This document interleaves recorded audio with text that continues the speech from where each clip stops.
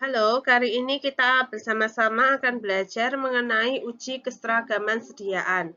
Nah, uji keseragaman sediaan ini merupakan salah satu pengujian ya yang terdapat di Farmakope Indonesia edisi 5. Jadi, teman-teman jika ingin mempelajari lebih detail dan lebih lanjut, teman-teman dapat melihat atau membuka Farmakope Indonesia yang kelima, terutama untuk nomor 911 ya. Nomor lampiran 911. Nah, sebelumnya saya menyampaikan dulu bahwa mengapa keseragaman sediaan ini perlu untuk dilakukan. Karena keseragaman sediaan merupakan jaminan terhadap konsistensi suatu satuan sediaan.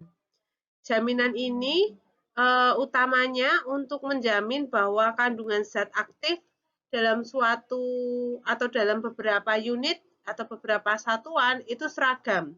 Seragam berdasarkan jumlah yang tertera pada etiket. Jadi, semisal saya punya tablet amoxicillin 500 mg, jadi dari satu batch, misalnya 1 juta tablet, 1 jutanya itu memiliki kandungan zat aktif yang seragam, yaitu berada dalam rentang yang sempit sesuai dengan 500 mg yang tertera pada etiket.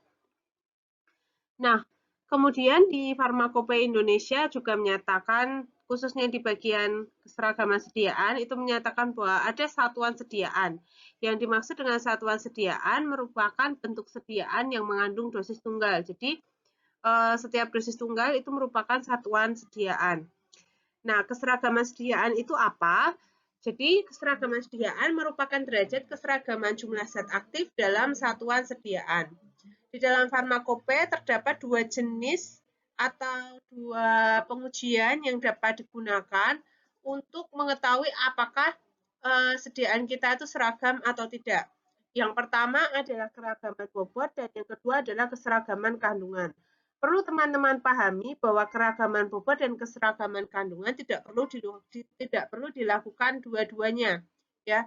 Cukup dilakukan salah satu saja. Lalu kapan kita akan menggunakan keragaman bobot dan kapan kita akan menggunakan keseragaman kandungan untuk melihat keseragaman sediaan? Nah, di Farmakope sudah mengatur bahwa di tabel 1 untuk lampiran tentang keseragaman sediaan itu sudah tertulis dengan jelas. Ini contohnya adalah untuk masing-masing sediaan gitu ya, mulai dari tablet, kapsul, kemudian sediaan padat dalam wadah dosis tunggal, larutan, dan lainnya itu sudah dinyatakan bahwa kapan dia perlu keseragaman kandungan, kapan dia perlu keragaman bobot. Yang utamanya adalah terkait dengan dosis dan juga perbandingan zat aktifnya.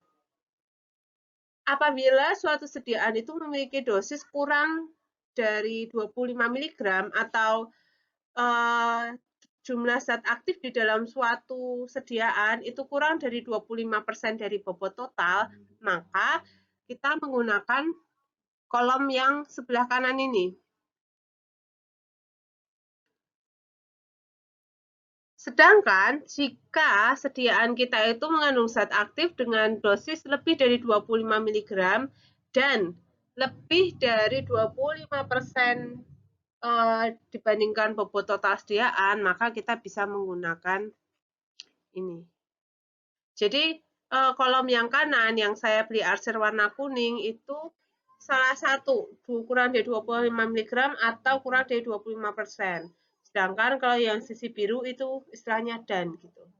Nah, sekarang contohnya adalah misalnya saya punya tablet prednison. Misalnya saya punya tablet prednison dengan dosis 0,5 prednison itu 5 mg. Dosisnya 5 mg per tablet. Di mana misalnya diketahui bobot tabletnya adalah 100 mg. Nah, ketika bobot tabletnya 100 mg, kandungannya adalah 5 mg. 5 mg ini ada di bawah 25 mg, maka tablet prednison ini ya dia tidak bersalut, maka yang dilakukan adalah uji keseragaman kandungan, bukan uji keragaman bobot, ya. Atau misalnya saya punya kapsul allopurinol gitu. Kapsul allopurinol dengan konsentrasi atau dosis 100 mg per kapsul. Ternyata bobot per kapsulnya adalah 300 mg atau ya mungkin 400 gitu lah ya. Biar contoh. Misalnya 500 mg gitu. Nah, dari 500 mg itu ternyata kandungan zat aktifnya cuma 100 mg. Ini berapa persen? 100 mg dalam 500 mg itu berarti kan 20%. Nah, ketika 20% dia ada di area sini juga, maka masuk yang keseragaman kandungan juga. Ya, tapi kalau misalnya di sini bukan 500 mg tapi 300 mg, maka 100 mg dari 300 mg ada 33,3%. Sehingga itu di atas 25%, maka kita bisa menggunakan yang CRC biru ini. Berarti dia cukup melakukan keragaman bobot. Itu kalau dia kapsul keras. Jadi menentukan apakah dia perlu keragaman bobot atau keseragaman kandungan kan cuma salah satu, itu berdasarkan bentuk dan tipe sediaannya serta berdasarkan dosis perbandingan zat aktifnya. Gitu. Semoga paham dengan pemilihannya. Kemudian kita masuk ke keseragaman kandungan. Apa yang dimaksud dengan keseragaman kandungan? Jadi secara umum ya kita melihat apakah kandungan terutama dilihat dari kadar ya, kadar dari zat aktif yang ada di sediaan kita itu seragam atau tidak. Nah, secara umum untuk mengetahui keseragaman kandungan dari suatu sediaan dalam satu batch itu kita menghitung dengan mencari nilai penerimaan. Ya. Nilai penerimaan ini ya berdasarkan Farmakope Indonesia edisi 5 ya dihitung dengan cara menghitung nilai M. M itu merupakan nilai rujukan ya. Di mana nilai rujukan ini nanti ada penjelasannya di bawah, nanti saya sampaikan. Ada yang namanya nilai rujukan. Di mana nilai rujukan nanti ini akan berdasar pada nilai T juga. Nah, nanti kita lihat ya. Nah, nilai rujukan itu ya ada dua kasus atau dua tipe ya, nanti akan kita lihat gitu. Dikurangi dengan X. X itu apa? X adalah rata perkiraan kandungan sediaan yang dinyatakan dalam persen. Persen di sini merupakan persen kandungan di dalam sediaan dibandingkan terhadap kadar yang tertera pada etiket. Jadi misalnya saya kan ambil beberapa sampel gitu ya. Oh ya, saya lupa ngomong. Untuk keseragaman kandungan itu kita butuh menyisihkan 30 sampel. Nah, dari 30 sampel itu kita uji dulu, lakukan pengujian terhadap 10 sampel.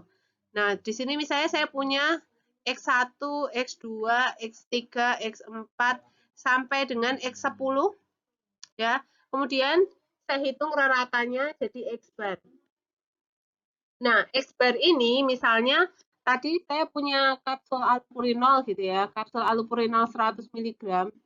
Jadi yang tertera di etiket adalah setiap satu kapsul mengandung 100 mg allopurinol. Ternyata setelah dilakukan penetapan kadar terhadap 10 sampel ditemukan X bar-nya adalah 99 mg. Contohnya gitu ya. Nah, karena di sini 99 mg, maka kita hitung berapa nilai X-nya dulu. X-nya di sini didapatkan merupakan persentase antara hasil pengukuran, rata pengukuran dibandingkan dengan yang tertera pada etiket. Ya, sehingga diperoleh nilai X-nya adalah 99%. Itu. Semoga sampai sini dulu paham tentang nilai rata perkiraan. Jadi, rata perkiraan ini bukan mentah-mentah kita masukkan miligram ke situ atau memasukkan kadar obat, konsentrasi obat dengan satuan miligram atau gram gitu, bukan. Sekali lagi ini merupakan persen ya terhadap kandungan yang tertera pada etiket. Jadi kalau misalnya 500 mg di etiket, terus ternyata ketemunya 480, ya 480 per 500 dikali 100%. Itulah nilai X-nya. Kemudian ada juga nilai K. Nilai K ini merupakan konstanta penerimaan yang juga mengacu pada Farmakope. ada dua nilai konstanta, yaitu nilai konstanta untuk 10 sampel atau untuk 30 sampel. Jadi sekali lagi ini tergantung pada pengujiannya ya. Lalu ada juga simpangan baku sampel gitu ya. Karena di situ nanti nilai X itu diperoleh dengan satuan persen, maka simpangan baku juga nanti satuannya persen. Nah, perlu diketahui kenapa di awal kita menggunakan 30 sampel gitu. Kenapa kalau 30 sampel nggak langsung kita uji 30-nya? Enggak, jadi di Pharmacope menetapkan bahwa dari 30 sampel itu kita uji dulu 10 sampelnya. Kalau misalnya 10 sampel nanti tidak memenuhi, baru kita 10 sampel tidak memenuhi, baru nanti kita lakukan pengujian lagi terhadap 20 sampel sisanya. Nanti total 30 sampel itu akan diperhitungkan untuk mengetahui nilai penerimaannya. Nah, sekarang kita lihat dulu. Ini tabel yang terdapat pada Pharmacope ya terkait dengan variabel-variabelnya.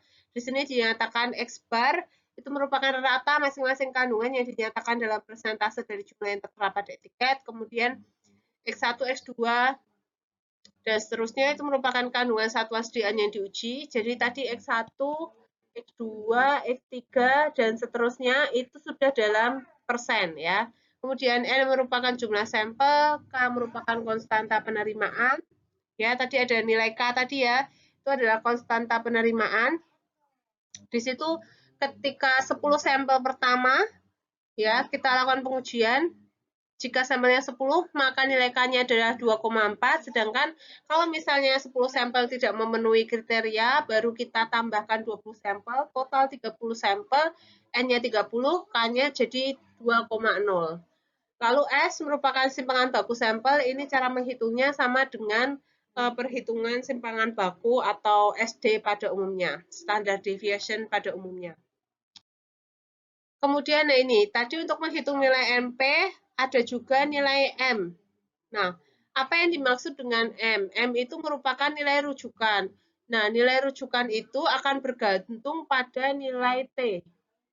Apakah T-nya itu 101, kurang sama dengan 101,5 atau T lebih dari 101,5. Nah, nilai T itu nanti akan saya jelaskan juga itu bergantung pada kondisi di perusahaan, di pabrik. Tapi kecuali dinyatakan lain, ya kita bisa gunakan, anggaplah nilai T itu 100%. Jadi kalau T adalah 100%, maka kita gunakan yang M kasus pertama. Di mana nilai rujukan di sini? Nah, kalau misalnya tadi di atas kan kita sudah punya nilai X bar. Misalnya tadi nilai X bar kita 99%. Nah, kita lihat di antara 1, 2, 3 ini 99% ada di mana? Oh, ternyata ada di sini. Karena 99% ada di sini, maka rumus yang kita gunakan untuk menghitung NP adalah K dikali S, karena M itu sama dengan X bar. Kalau rumus nilai NP adalah M dikurangi X bar, jadi kalau M sama dengan X bar, otomatis itu bisa ditiadakan. Maka kita bisa menggunakan mendapatkan nilai penerimaan dengan menghitung K dikali S. Ya, sedangkan kalau X bar kita adalah misalnya kurang dari 98,5, contohnya 97 atau 95, maka kita gunakan rumus ini. Begitu pula kalau lebih dari 101,5, kita gunakan rumus yang ini. Itu untuk kasus 1. Untuk kasus 2 tinggal menyesuaikan sama konsep dasar. Nah, kemudian nilai T. Nah, nilai T ini merupakan nilai kandungan tiap satuan sediaan pada saat diproduksi, dinyatakan sebagai persentase dari jumlah yang tertera pada etiket. Nah, biasanya ini memang untuk kegiatan di industri itu biasanya nilai T diperoleh pada saat kita melakukan validasi proses kayak gitu-gitu. Kemudian untuk kriteria penerimaannya. Jadi tadi kan kita menghitung nilai NP. Ya, kita tadi menghitung nilai NP.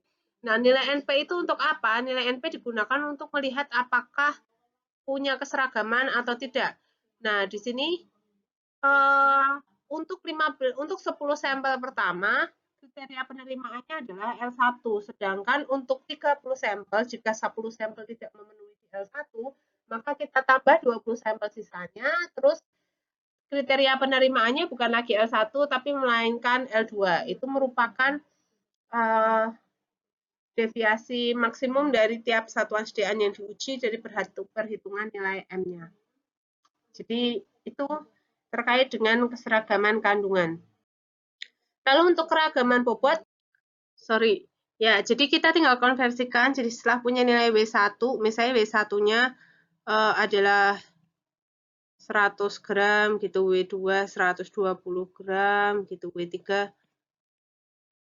140 gram gitu, dan seterusnya kita konversikan dulu. Misalnya W1-nya adalah